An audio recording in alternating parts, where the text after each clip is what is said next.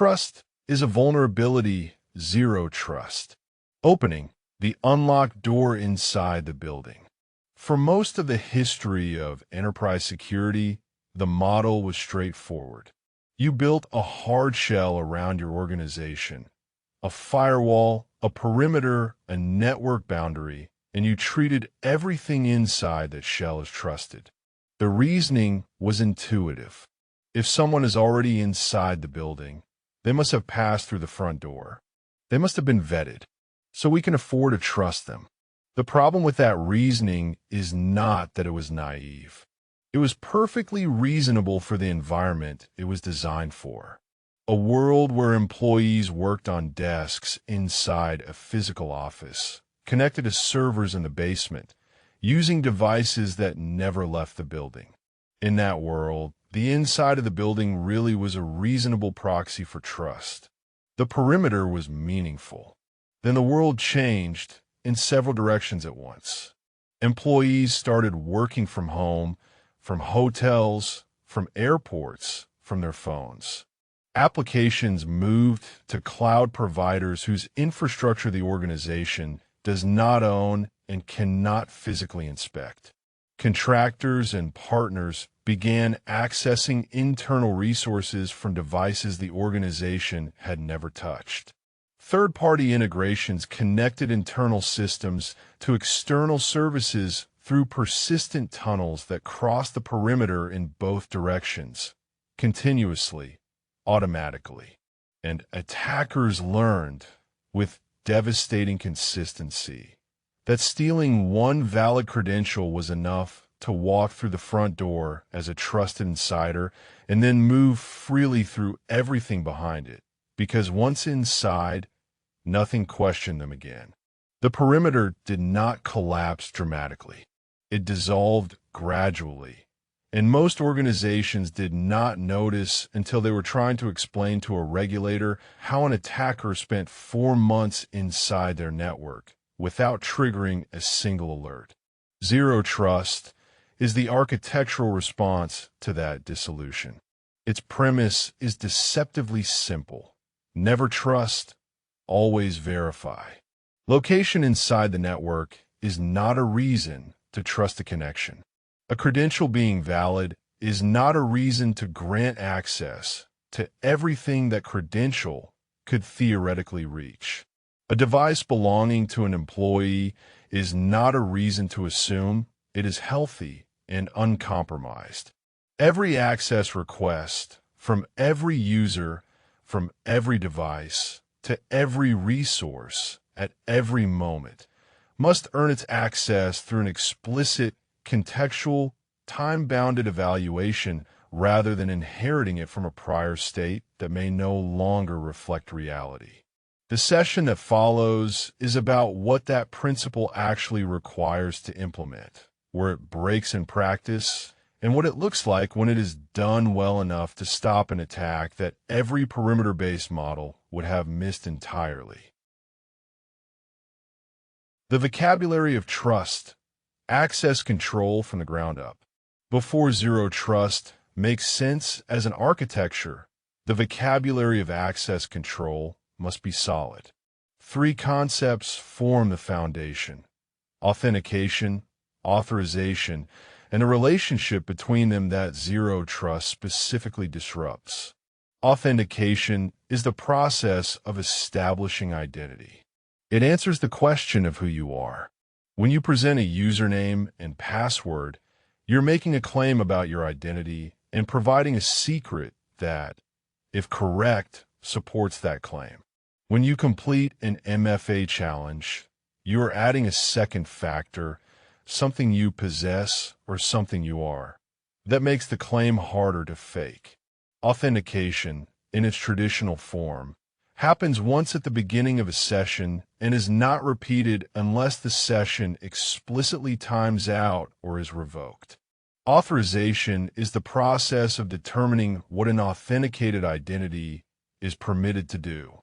It answers the question of what you are allowed to access.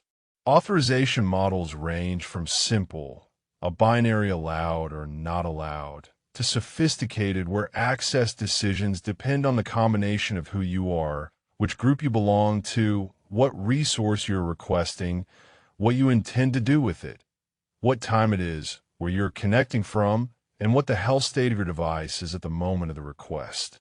The distinction between implicit deny and explicit deny matters significantly here and surfaces in almost every policy debugging conversation. Implicit deny means that any access not explicitly permitted is automatically denied. This is the default posture in a correctly designed zero-trust policy engine. If no rule grants access, access is denied without any rule needing to say so. Explicit deny means that specific traffic or access is named in a rule and denied by that rule. Explicit deny rules matter when you need to override a broader allow rule for a specific subset of traffic. For example, a rule that grants all developers access to the development environment, with an explicit deny carved out for a subset of production database tables that developers should never be able to reach directly. In practice, the most common zero-trust policy debugging scenario involves implicit deny. An application becomes unreachable after a ZT policy is enforced, and the first reaction is to assume the policy is wrong. The correct first response is to ask whether a policy exists at all for this specific combination of user, device, and resource. Zero-trust policy engines enforce deny by default. An application that was previously accessible because it was inside the trusted network is now inaccessible because no policy has been written to grant access to it through the new architecture. The application has not been blocked. It has simply never been explicitly permitted, and the absence of permission is treated as denial. This is the correct behavior. The fix is to write the policy, not to disable the enforcement. Federated identity is the mechanism that makes zero trust practical at scale. When a user wants to access multiple applications, a code repository, a project management tool, a cloud infrastructure console, a customer data platform, they should not need to authenticate to each one independently. Federated identity allows a single identity provider to authenticate the user once and then vouch for that authentication to each application through a standardized protocol. SCML works by having the IDP issue a signed XML assertion that the application accepts as proof of identity. OAuth and its companion protocol OpenID Connect work by having the IDP issue tokens, structured, signed pieces of data that the application validates rather than requiring the application to maintain its own user database. The practical result is that the IDP becomes the single point of authentication decision for the entire environment. This is enormously convenient. It is also why the IDP is the highest value target in a zero-trust environment. Compromising it is equivalent to defeating the identity layer of the entire architecture simultaneously. Network segmentation enters the picture as the control that enforces zero trust at the network layer. Traditional network security placed hosts in network segments and then controlled traffic between segments with firewalls at the segment boundaries. The problem with segment-level trust is that everything inside a segment can communicate with everything else inside that segment without restriction.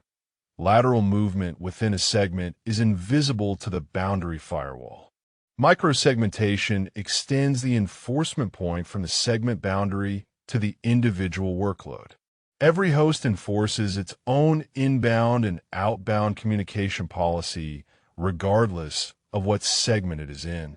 Two hosts in the same network segment that have no legitimate reason to communicate cannot communicate, because each enforces a policy that only allows explicitly needed connections. The attacker who lands inside a segment and attempts to scan for additional targets finds that every host they attempt to reach is enforcing its own policy and declining connections that do not conform to the expected communication pattern. The architecture, moving from perimeter to identity. Zero Trust architecture is not a product. It is a philosophy implemented through the combination of several capabilities that must work together. Understanding how those capabilities relate to each other is what separates a genuine Zero Trust implementation from a marketing rebranding of existing tools. The central element is the policy engine, the component that makes the access decision. When a user requests access to a resource, the policy engine receives context. Who is the user? Have they authenticated recently? With what factors? From what device? Is the device compliant with the organization's health requirements? What resource is being requested? What is the user's authorization for that resource? What time is it? And has anything anomalous happened in this session or in the user's recent history that would elevate the risk score? The policy engine evaluates all of this context against the defined policies and returns a decision: permit, deny, or step up. Where step up means the current authentication level is insufficient for this resource, and the user must complete additional verification before access is granted. The policy enforcement point is the component that actually enforces the decision. In a Zero Trust network access implementation, the enforcement point is often an identity-aware proxy. The proxy sits in front of every application. When a user attempts to reach an application, their request first reaches the proxy. The proxy redirects them to authenticate with the IDP if they have not done so, or validates their existing session token if they have.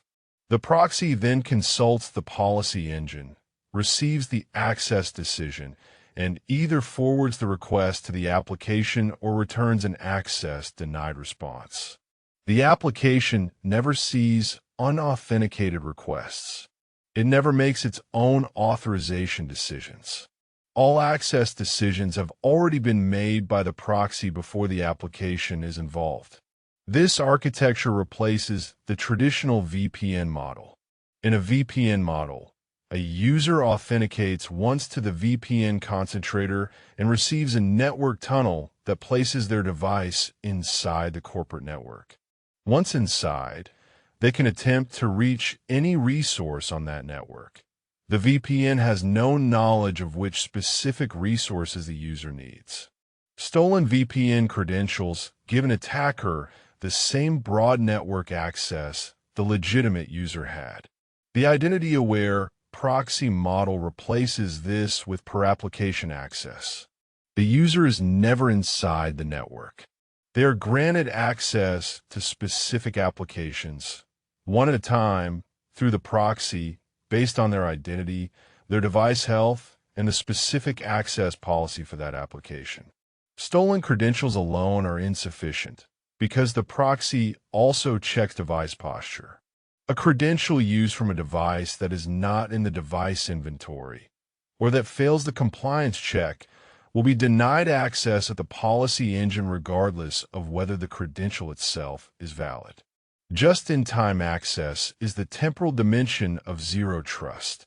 Persistent privileged access, standing permissions that are always active, always available, always ready to use, is a vulnerability because an account with standing privileges that is compromised gives the attacker those privileges immediately and indefinitely. JIT access means that elevated permissions do not exist until they are explicitly requested and approved. A database administrator who needs to run a maintenance task requests elevated access, provides a justification, receives a time-bounded grant, 30 minutes, 2 hours, whatever the policy defines, and the permissions expire automatically when the window closes. During the access window, the session is typically proxied through a privileged session management tool, that records every action taken. After expiry, the permissions are gone. The attacker, who compromises that administrator's account outside of a JIT window, finds an account with no elevated permissions. The access surface is minimized to the moments when it is actually needed. The tools that enforce the principle. 4 tools deserve examination through the specific lens of how each one eliminates a specific form of implicit trust and what each one cannot do. The identity-aware proxy is the tool that eliminates implicit network trust. In the traditional perimeter model, network location was a proxy for trust. The IAP removes that proxy entirely. Every application access request is an explicit identity and context evaluation, regardless of where the request originates.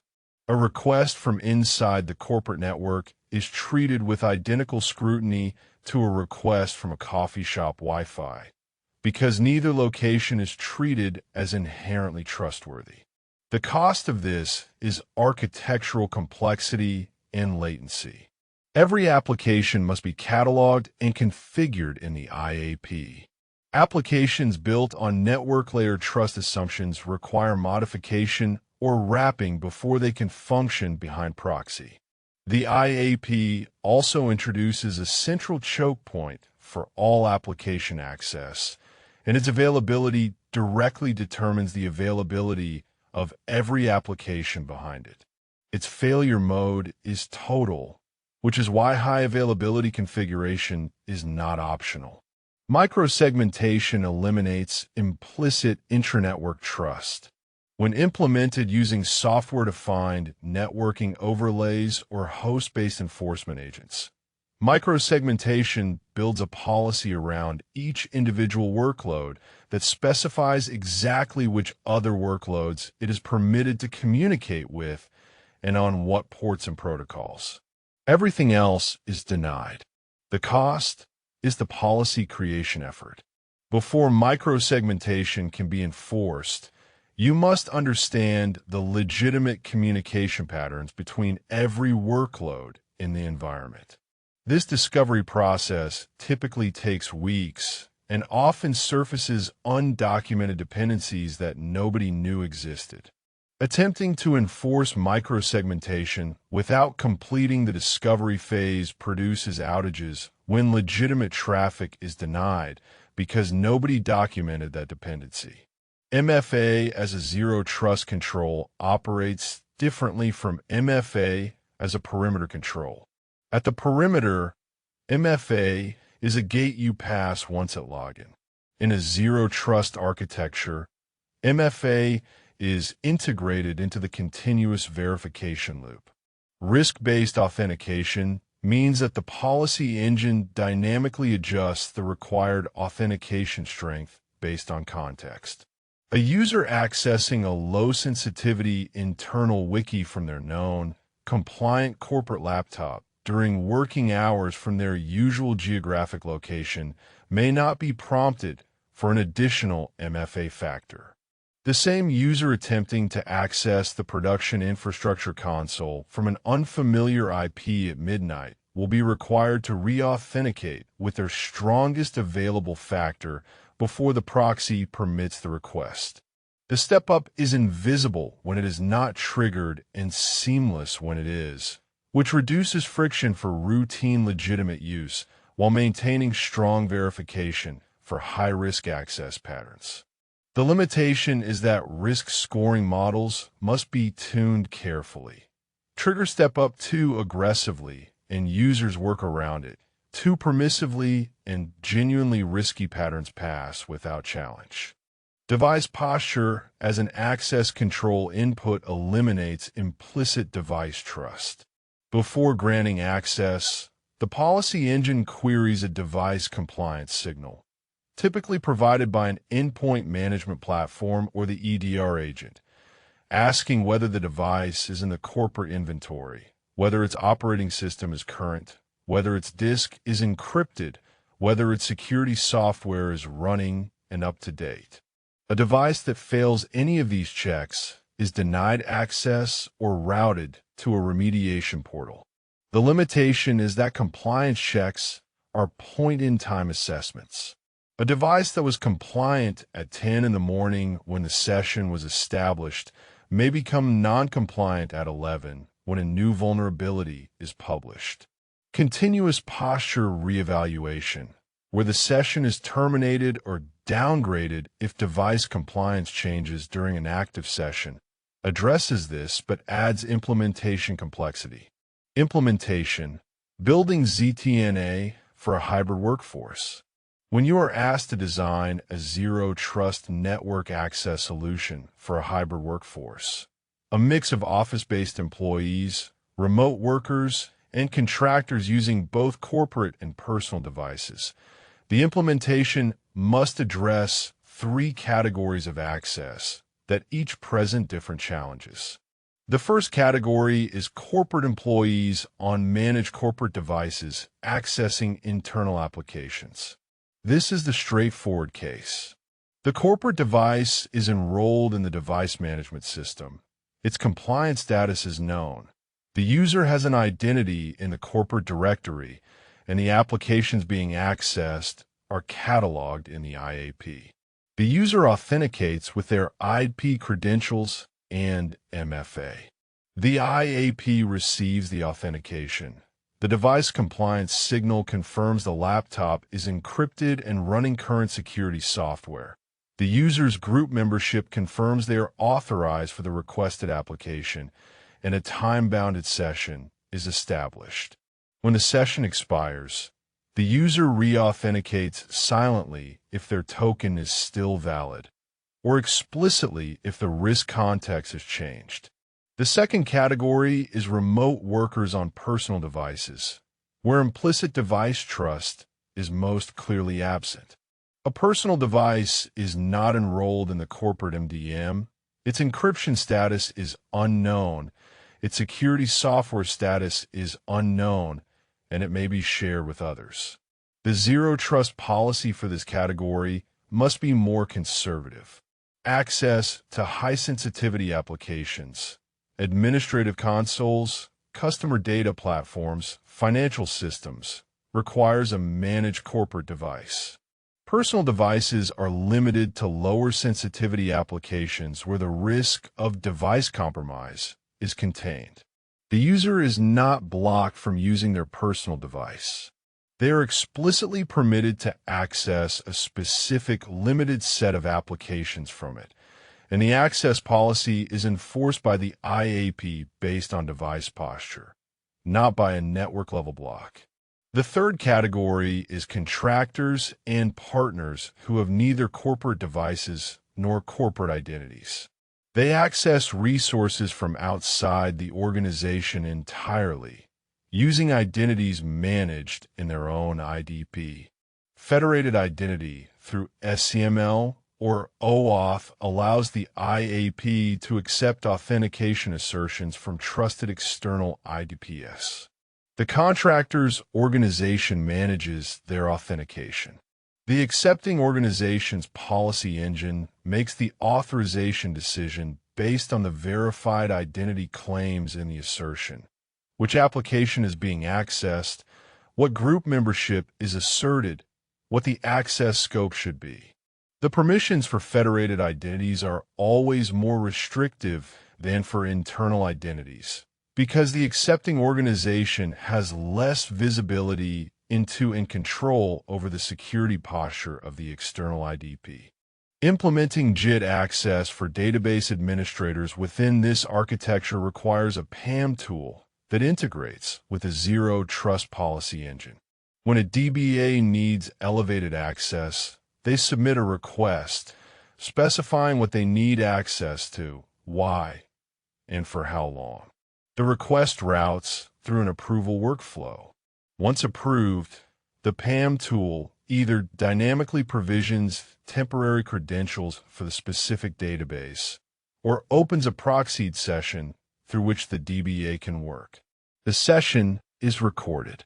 The credentials are rotated or revoked when a window expires. The DBA never holds persistent credentials for the production database. Between JIT requests, the access surface for that account is 0. When trust assumptions break, two scenarios worked through. Two failure scenarios illuminate the specific ways zero trust breaks in practice, and both trace back to the same root cause. Trust that was not intended was granted anyway, either through a policy gap or through a trust relationship that was inherited without examination. The first scenario is applications becoming unreachable after enforcing the identity-aware proxy.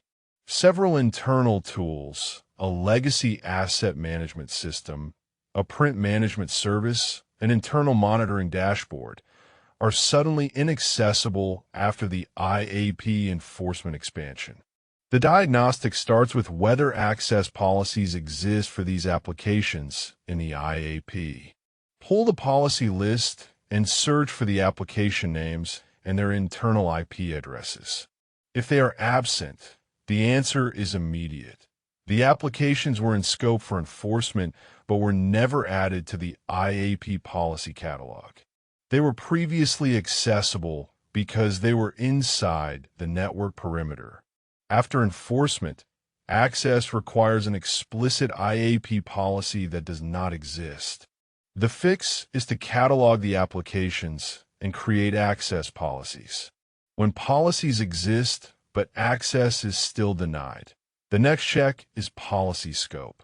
Zero trust policies specify which users or groups can access which applications. If the policy for the legacy asset management system grants access to the IT operations group, but the complaining users belong to the facilities group who have a legitimate business need, the policy is incomplete. Extending it requires documenting the business need and obtaining business owner approval before updating the policy. The third failure mode involves service accounts and machine-to-machine communication. Many internal systems communicate automatically, monitoring tools, automation scripts, middleware layers. These communications have no human identity behind them. Under zero trust enforcement, they are now evaluated for identity and device posture, and service accounts typically have neither an MFA factor nor a device compliance signal. The solution for machine-to-machine communication is mutual TLS authentication. Each service presents a client certificate that the other service validates, establishing mutual identity without requiring human authentication factors. The client certificate replaces the implicit network trust. Adding MTLS to legacy service communications requires first identifying all of them, which is the hard and often multi-week part, and then updating each communication path. The second scenario involves a post-authentication anomaly. The CM alert fires for multiple failed SSH login attempts, followed by successful login using a legitimate SSH key from a foreign country IP at an unusual hour. The account owner says they were not traveling. This is the scenario where zero trust continuous verification either catches the compromise or exposes a policy gap. The investigation answers 3 questions in sequence. First, is the SSH key genuinely the account owner's key, or was an attacker's key injected? Pull the target server's authorized_keys file and compare every key fingerprint against the inventory of keys issued to the account owner. If an unknown fingerprint appears, an attacker added their own key during a prior access when they had sufficient permissions to write to the authorized_keys file. The failed attempts before the successful login may represent testing with the original key before switching to the injected one. Second, when and how is the key obtained if it is genuinely the user's? Look at the authentication history for the account across all systems. UEBA data showing the behavioral baseline for this account will tell you whether the foreign country access fits a historical pattern or represents a clear deviation from it. Third, and most critically from a zero trust perspective, why did the continuous verification controls not catch this? In a correctly implemented architecture, an SSH session initiated from an unrecognized geographic location with a device posture signal from a device not in the corporate inventory should have triggered a step-up authentication requirement or an access denial at the policy layer before the session was established. If the alert fired on a successful login, either the SSH access path is bypassing the zero trust enforcement point, connecting directly to the server rather than through the IAP and policy engine, or the policy for this server does not include geographic risk signals in its evaluation. Both are policy gaps. The fix is to route all administrative access, including SSH, through the Privileged Access Management System, which sits behind the Zero Trust Enforcement Point. Direct SSH from the internet to internal servers is precisely the kind of implicit trust that this architecture is designed to eliminate. 3 roles, 3 moments in the zero trust lifecycle. The security architect, the security automation engineer, and the SOC analyst each live in a different relationship with zero trust, and that difference is visible in the specific problems they face at their particular moment in the life cycle. The security architect encounters zero trust at the design and rollout phase, where every implementation decision produces consequences discovered weeks or months later. Their defining moment is the per-application access mapping challenge. When a VPN is replaced by an IAP, every application previously accessible through the VPN needs an explicit access policy. For an organization with hundreds of internal applications and dozens of user groups, that mapping exercise is enormous. Done correctly, it produces a precisely defined access matrix. Done hastily, it produces policies that are either too broad, granting access to entire application categories rather than specific applications, which recreates the VPN's implicit trust at a higher layer, or incomplete, generating the access failures described in the troubleshooting section above. The architect's other defining design decision is IDP resilience. The IDP is simultaneously the most security-critical system in a zero-trust environment and the system whose failure has the broadest operational impact.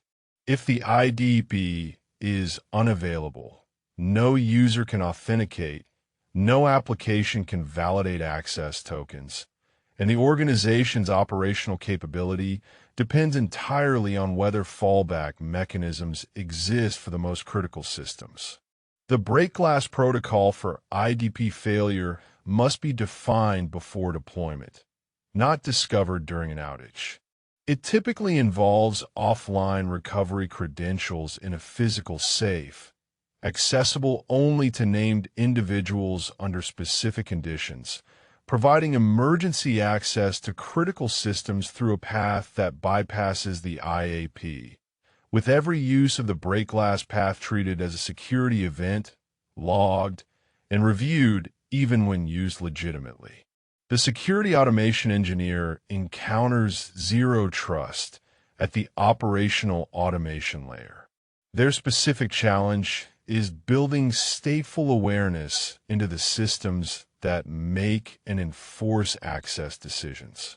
Access decisions in a zero trust model are not static. The same user making the same request to the same application should receive different responses depending on context that changes continuously. An automation engineer building the integration between the device management platform, the threat intelligence feed, the identity provider, and the policy engine must ensure the policy engine always has a current state picture.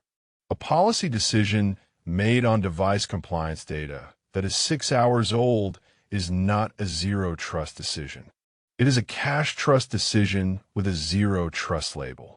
The automation must refresh context signals continuously and propagate state changes to the policy engine in near real time. The stateful alert deduplication problem is directly relevant here.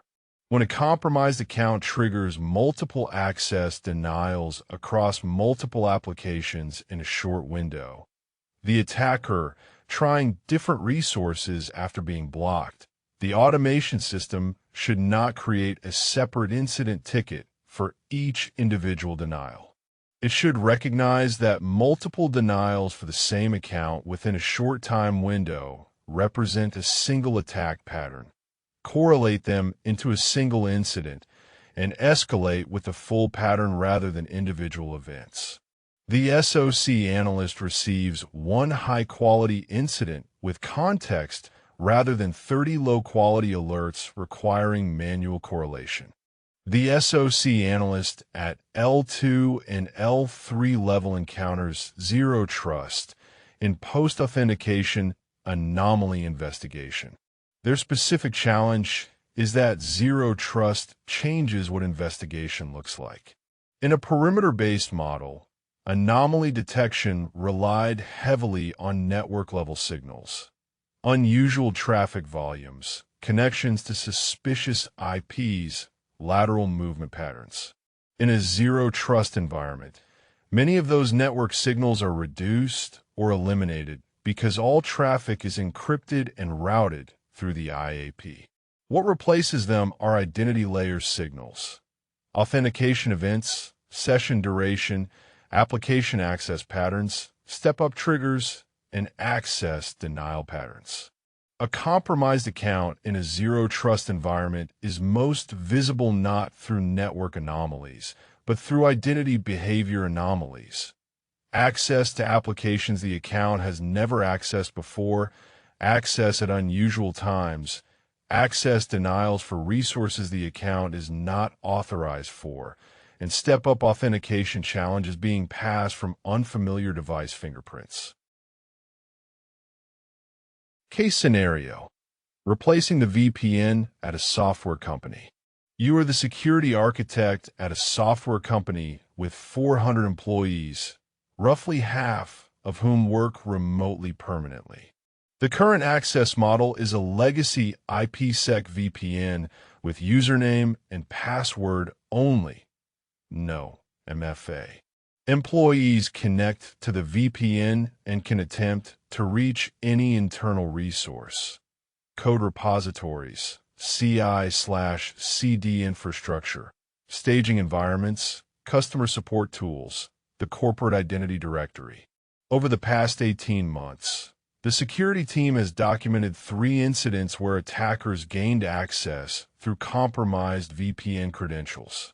In all 3 cases, the attacker connected to the VPN, conducted internal reconnaissance over several days, and was detected only when behavioral anomalies in application access logs triggered a manual review. Lateral movement after VPN entry was uninhibited. The CISO has approved a zero-trust replacement program. The constraint that shapes the entire architecture is this: the company has 12 legacy internal applications built over 10 years on the assumption of network-level trust. They perform IP-based access control. They do not implement OAuth, and 3 of them run on operating systems the vendor no longer supports. These applications cannot be re-architected within the program timeline. The zero-trust solution must accommodate them as they are. The first architectural decision is scope boundary.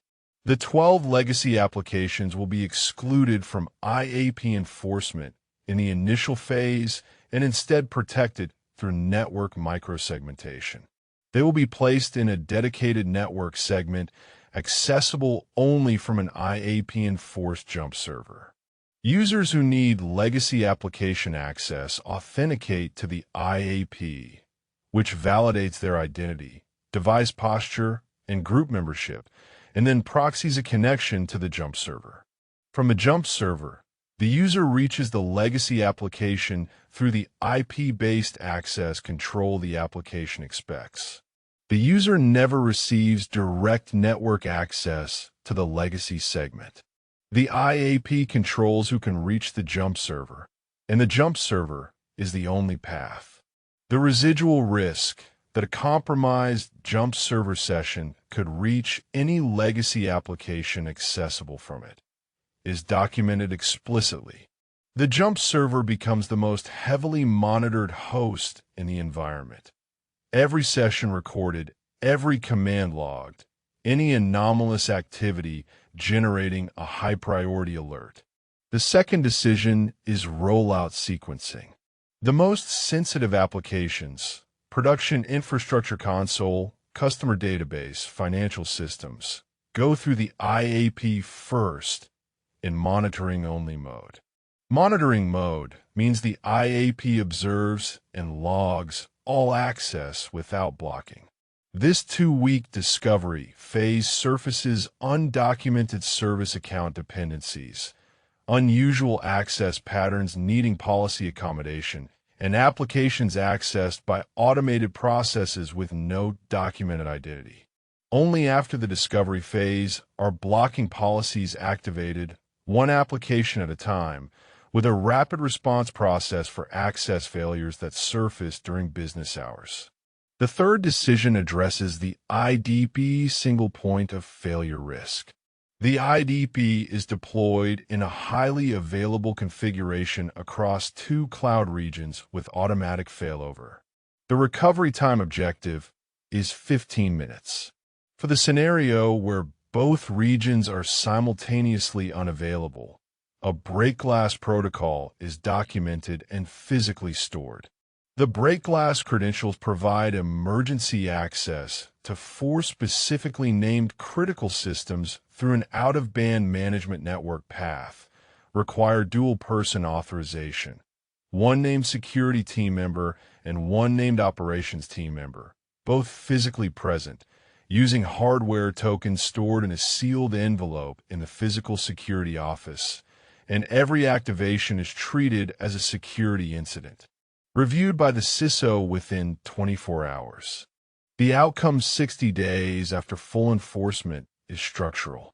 Stolen credentials, even with valid MFA factors, produce access only to the specific applications a stolen account is authorized for, only from devices that pass the compliance check, only during sessions that expire and require reevaluation. The attacker who compromises a developer account can reach the code repository and the CI/CD system. They cannot reach the financial systems, the customer database, or the production infrastructure console, because the developer's access policy does not include those resources, and the IAP enforces that policy on every single request. The lateral movement that defined all 3 previous incidents is structurally prevented, not by detection after the fact, but by the policy engine denying the access before it is possible. Closing. What earned trust looks like. The shift that Zero Trust represents is not technical at its core. The proxies, the policy engines, the MFA factors, the device posture checks, all of that is the expression of a more fundamental change in how you think about trust itself. Inherited trust is comfortable. It feels efficient.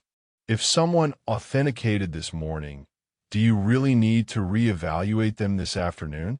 If a server is inside the network, does it really need to prove its identity to every other server it talks to?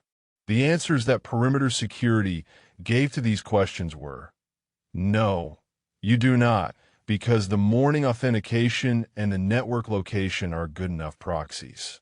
Zero Trust's answer is that proxies for trust are vulnerabilities, not because they're always wrong, but because they are wrong often enough to be exploited systematically. And the systematic exploitation of those proxies is exactly what the 4 months of undetected lateral movement in every breach investigation represents. Earned trust is different. Earned trust says, I will grant you exactly what you need for exactly as long as you need it, on the condition that the context supporting this grant remains accurate. The moment the context changes, the device falls out of compliance. The session originates from an unexpected location. The behavior pattern deviates from baseline. The trust is reevaluated. Not revoked necessarily. Reevaluated. Because the goal is not to make access impossible.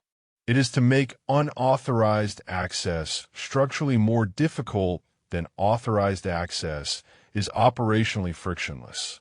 When you explain this to a business stakeholder who is worried about productivity impact, that is what you are explaining. Not a system designed to make employees' lives harder. A system designed to make trust proportional to context, seamless when the context is normal, demanding when the context is abnormal. The friction is not on the authorized user going about their day. The friction is on the attacker pretending to be that user from a device they do not own, from a country where they do not live, at a time when they should be asleep. That is what it means to treat trust as a vulnerability, not to eliminate it, to stop giving it away for free.